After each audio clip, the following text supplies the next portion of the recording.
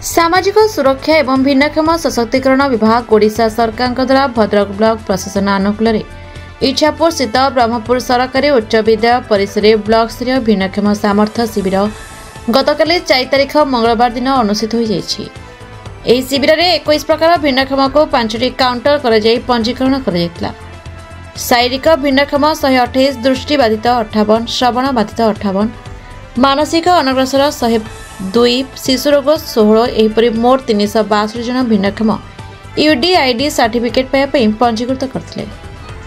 भद्रक मुख्य चिकित्सालय अभिज्ञ डाक्तर मानक द्वारा भिन्नक्षम को परीक्षा और निरीक्षा कर भद्रक बीडीओ रश्मिरंजन मल्लिक सभापतित्व अनुष्ठित सभारे मुख्य अतिथि भाव एडीएम सरोज कुमार दत्त एवं सम्मानित अतिथि भाव भारप्राप्त जिला सामाजिक सुरक्षा अधिकारी सुभाष नायक, उपखंड सामाजिक सुरक्षा अधिकारी सदय स्मिता माझी, बीडीओ गुलफिरदोस, ब्लॉक अध्यक्ष उर्मिला नायक, ब्रह्मपुर सरपंच नरहरी साहू जोगदे भिन्नक्षम मानक उद्दिष्ट सरकार समस्त योजना संपर्क में वक्तव्य रखिले।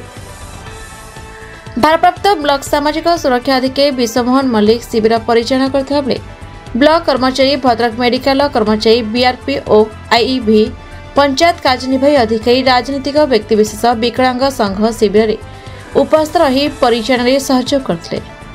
योग्य विवेचित भिन्नक्षम माने 15 दिन पर swablancard.gov.in पोर्टाल निजर सर्टिफिकेट एवं आईडी कार्ड डाउनलोड करें बोली जिला सामाजिक सुरक्षा अधिकारी श्री नायक सूचना देछंती।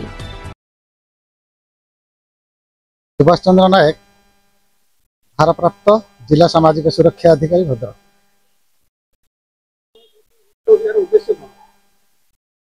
आज भद्रक ब्लॉक रो ब्रह्मपुर हाईस्कूल रे जो बीबीएस कैंप आयोजन करा जायछि एतर मुख्य उद्देश्य होउछि जो माने भद्रक जाई पारु नाहंती सर्टिफिकेट करिया पाई से माने ग्राम पंचायत लेवल रे कैंप करा होउछि से माने एठी आसिले डाक्टर को देखि कि तमन सर्टिफिकेट करिया पाटा यार उद्देश्य होउछि से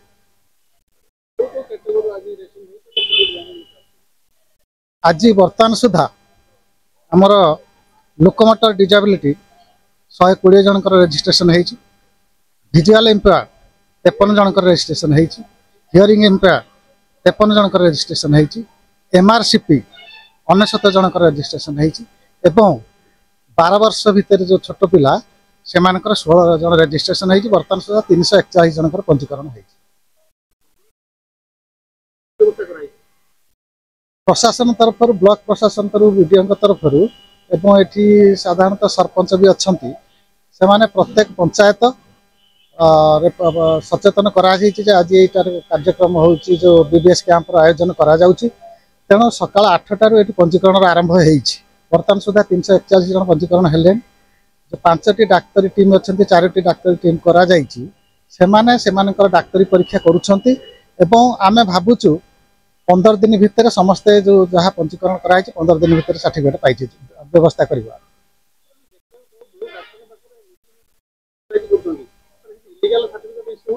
ना से दृष्टि आपण मैंने निश्चिंत रे जे कौन प्रकार इलीगल सर्टिफिकेट से डाक्तर मैंने कौन अन्य मान द्वारा प्रभावित होगी कौन इलीगल माने सर्टिफिकेट इश्यू कर संभावना नहीं। एठी ठीक ठाक चली जो जहाँ भी प्रथम आसी 8टारू रजिस्ट्रेशन है बर्तमान सुधा स्मूथली चलती किसी असुविधा ना। भद्रक जिले सुभ्रजित पाल का report the Republic Odisha 24 news.